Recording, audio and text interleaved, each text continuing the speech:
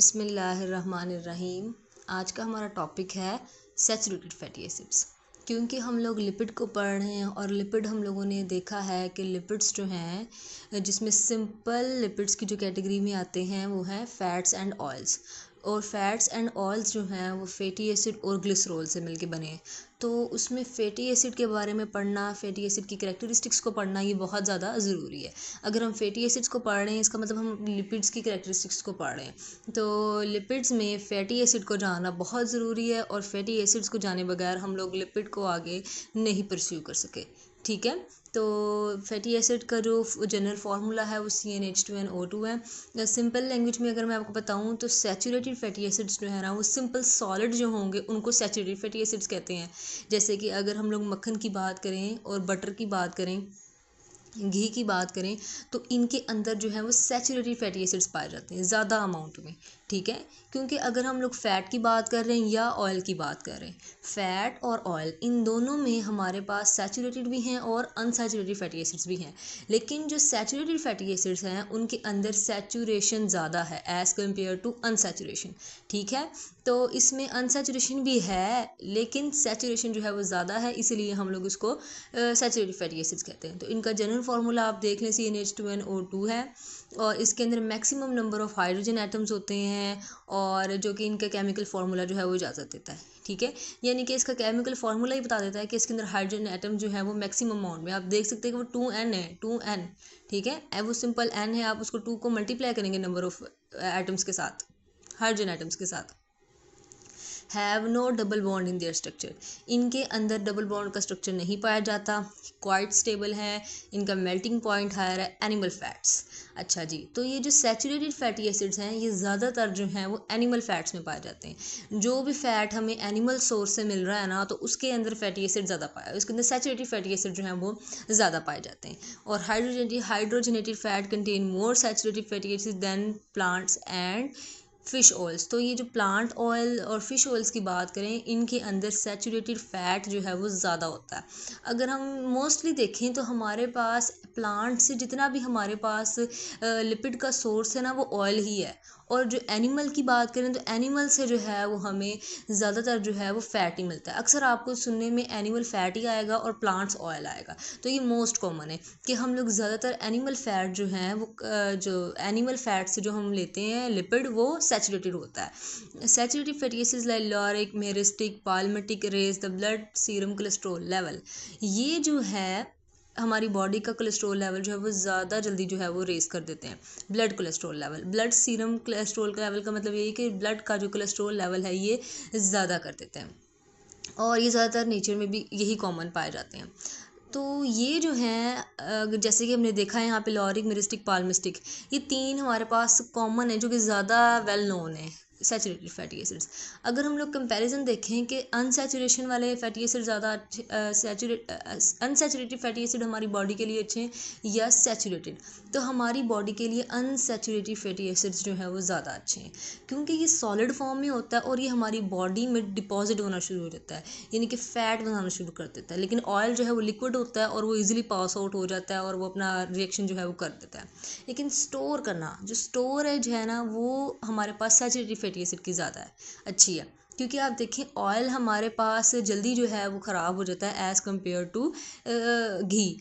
घी जो है आप उसको फ्रिज में रख के भी स्टोर करते हैं और जो देसी घी आपने घरों में कुछ ने अगर आपकी मदर्स ने ज़्यादा बनाया तो वो स्टोर कर देती हैं फ्रीज़र में या नीचे रख देती हैं, मतलब फ्रीज़र में नहीं रखती, फ्रिज में रख देती हैं और कुछ इनको कैबिनेट्स में रख देती हैं क्योंकि इनको स्टोर करना ईजी है। ये इतनी जल्दी ख़राब नहीं होते क्योंकि इनके अंदर रिएक्शन होना मुश्किल हो जाता है, ऑक्सीजन का ऐड होना मुश्किल हो जाता है क्योंकि इनके अंदर सिंगल बॉन्ड है जो कि स्टेबल बॉन्ड है। जबकि ऑयल्स के अंदर जो है वो डबल बॉन्ड होता है जिससे इनकी हाइड्रोजनेशन, ऑक्सीजनेशन के चांसेस होते हैं। ऑक्सीजनेशन मोस्टली होती है जिसकी वजह से हमारे ऑयल्स जो हैं वो ख़राब हो जाते हैं और इसीलिए यही वजह है कि हम लोग अपनी जो बटर और घी वगैरह इनको ज़्यादा अच्छे से स्टोर कर सकते हैं।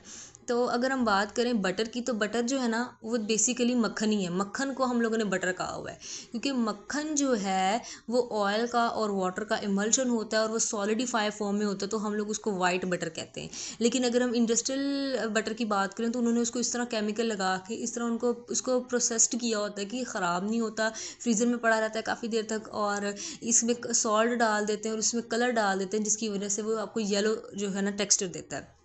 तो जो हम घर में बनाते हैं मक्खन वो भी बटर ही होता है। जो मक्खन अगर आप उसको जो अगर आप हाउस होल्ड मेथड देखें तो जिसमें आप जो दूध की मलाई जो है उसको स्टोर करते हैं और फिर स्टोर करने के बाद आप उसको ठंडे पानी में बर्फ़ डाल के ब्लेंड करने के बाद वो जो मक्खन निकालते हैं और उस मक्खन से फिर बाद में आप घी बनाते हैं। तो वो जो मक्खन है वाइट मक्खन वही आपका बटर है। मक्खन कह लें बटर कह लें, बात एक ही है इन दोनों में। और इन सैचुरेटेड फैटी एसिड्स में जो पाल्मिटिक एसिड है, ये जो पाल्मिटिक हमारे पास फैटी एसिड है, पाल्मिटिक फैटी एसिड, ये वाला जो फैटी एसिड है ना ये तकरीबन प्लांट्स में भी पाया जाता है और जो प्लांट्स के जो जिससे हम ऑयल लेते हैं जो प्लांट फैट है उसमें भी पाया जा रहा है और प्लांट ऑयल है। और जो हमारे पास एनिमल सोर्स है प्लांट सोर्स है लिपिड का, इन दोनों में जो है वो पाल्मिटिक एसिड पाया जाता है। आप कोई ऑयल ले लें, आप एनिमल फैट ले लें, उसमें आपको ये पाल्मिटिक फैटी एसिड लाजमी मिलेगा। ये तकरीबन हमारे नेचर में सबसे ज़्यादा पाया जाता है। आप ये तकरीबन कोई भी आप फैटी फूड ले लें उसके अंदर आपको पाल्मिटिक एसिड का कंटेंट जो है वो लाजमी मिलेगा। ये इसकी रेशो थोड़ी हो सकती है, कम हो सकती है, लेकिन ये पाया ज़रूर जाएगा।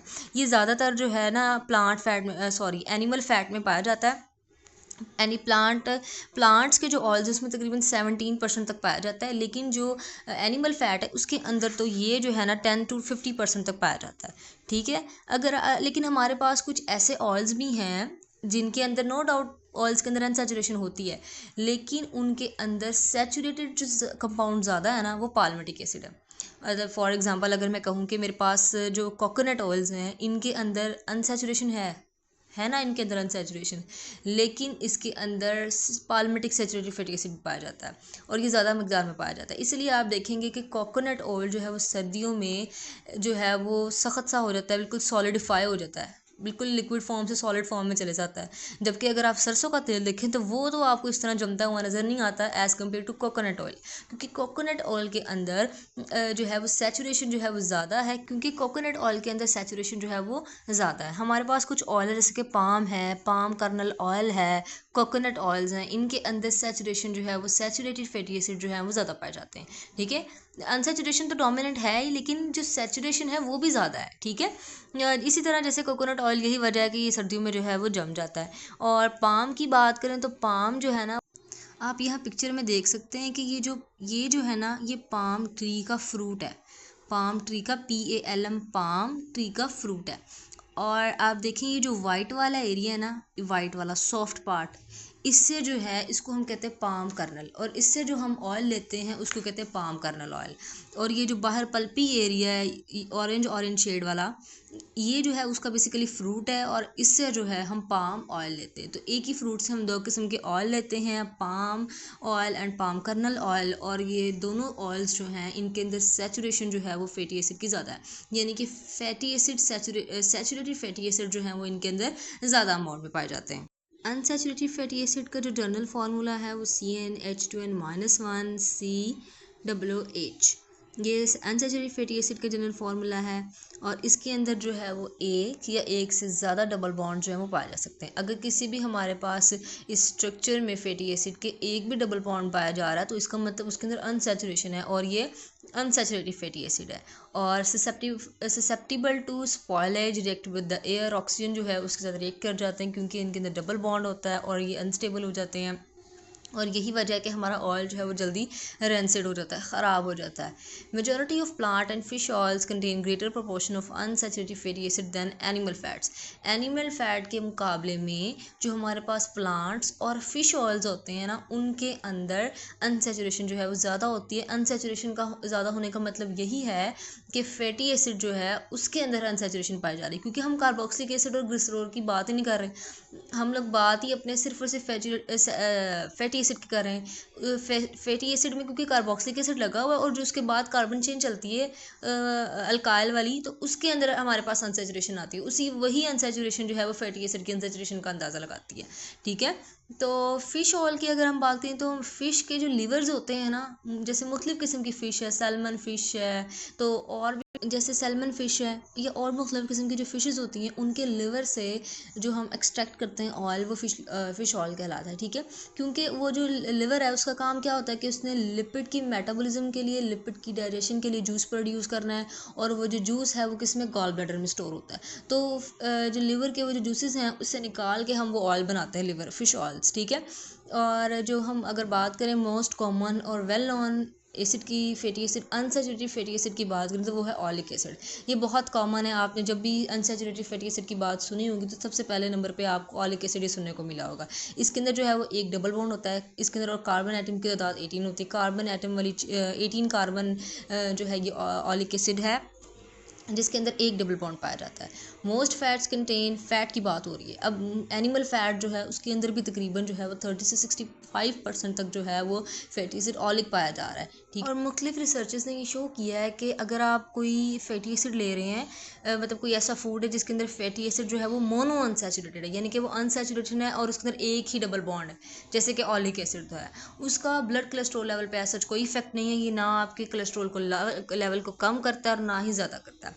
लेकिन जो हमारे पास अनसैचुरेटेड फैटी एसिड है जिसके अंदर एक से ज़्यादा डबल बॉन्ड पाए जा रहे हैं, तो वो फैटी एसिड्स जो हैं वो क्या कर रहे हैं कि हमारे ब्लड कोलेस्ट्रॉल को किसी हद तक कम करते हैं, लेकिन इतना कम नहीं करते जितना कि सैचुरेटेड फैटी एसिड उसको बढ़ा देते हैं, ठीक है। तो पॉली अनसैचुरेटेड फैटी एसिड जो है वो हमारे ब्लड कोलेस्ट्रॉल को भी कम करता हुआ पाए गए हैं, ठीक हो गया। यानी कि ये जो हमारे पास पॉली अनसैचुरेटेड फैटी एसिड हैं, ये जो हैं क्या करते हैं, हमारा जो ब्लड कोलेस्ट्रॉल लेवल है उसको कम करते हैं, लेकिन इतना कम नहीं करते जितना कि सैचुरेटेड फैटी एसिड जो है वो उसको बढ़ा देते हैं, ब्लड कोलेस्ट्रॉल लेवल को। और लिनोलिक एसिड जो है जिसके अंदर कार्बोनेटेड 2 डबल बॉन्ड है, ये प्लांट ऑयल्स में सबसे ज़्यादा अबंडेंट है। ऑलिक एसिड की बात करें जिसके अंदर एक डबल बॉन्ड था, वो जो था वो बहुत वेल नोन था, यानी कि वो बहुत कॉमन था, वेल नोन था। लेकिन ये जो है लिनोलिक एसिड जो कि अनसैचुरेटेड फैटी एसिड है, ये जिसके अंदर 2 डबल बॉन्ड्स, ये प्लांट ऑयल्स में सबसे ज़्यादा मिकदार में पाया जाता है। आप कोकोनट ऑयल ले लें, आप कॉटन बीन ऑयल ले लें, आप कोई भी ऑयल ले लें, आपने पाम ऑयल ही लेना है, ठीक है, या आप उसके अलावा कोई मर्जी मस्टर्ड ऑयल ले लें आप, तो आप देखेंगे कि आपको उसके अंदर लिनोलिक एसिड जो है वो पाया जाएगा, यानी कि तकरीबन हर प्लांट ऑयल में ये जो है वो पाया जाता है, अबंडेंट अमाउंट में पाया जाता है। लेकिन ये बात याद रखिएगा, जो मस्टर्ड ऑयल है जो कि सरसों का तेल है, उसके अंदर इरोसिक एसिड जो है वो ज़्यादा पाया जाता है, ठीक है, इरोसिक एसिड जो है वो उसके अंदर ज़्यादा पाया जाता है, लेकिन ये भी पाया जाता है और ज़्यादा पाया ही जाता है लिनोलिक एसिड। हालांकि ये जो लिनोलिक एसिड है ये एक इसेंशियल फैटी एसिड है। हम आगे जाके पढ़ेंगे कि इसेंशियल फैटी एसिड वो होते हैं जो आपकी बॉडी नहीं बनाती, आपको डाइट के थ्रू ही लेने पड़ते हैं। अगर आप डाइट के थ्रू नहीं लेंगे तो आपको इनकी डेफिशिएंसी भी हो सकती है, जो कि बहुत रेयर है, और आपकी बॉडी जो है वो इन फैटी एसिड को नहीं बनाती, आपने इसको डाइट के थ्रू ही लेना है। जिस तरह हम लोगों ने प्रोटीन्स को देखा था पिछले क्लासेस में कि प्रोटीन जो है उसके अंदर जो अमाइनो एसिड्स होते हैं वो कुछ इसेंशियल है, कुछ नॉन इसेंशियल, इसी तरह फैटी एसिड भी हैं, कुछ इसेंशियल है, कुछ नॉन इसेंशियल।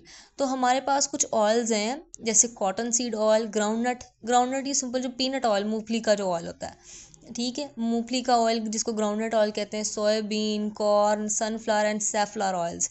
सनफ्लावर वो जो सूरजमुखी के बीज आपने देखे होंगे, वो छोटे से लंबे से होते हैं, अक्सर इनको जो है परिंदों वगैरह को खिलाने के लिए जो है इसको यूज़ करते हैं।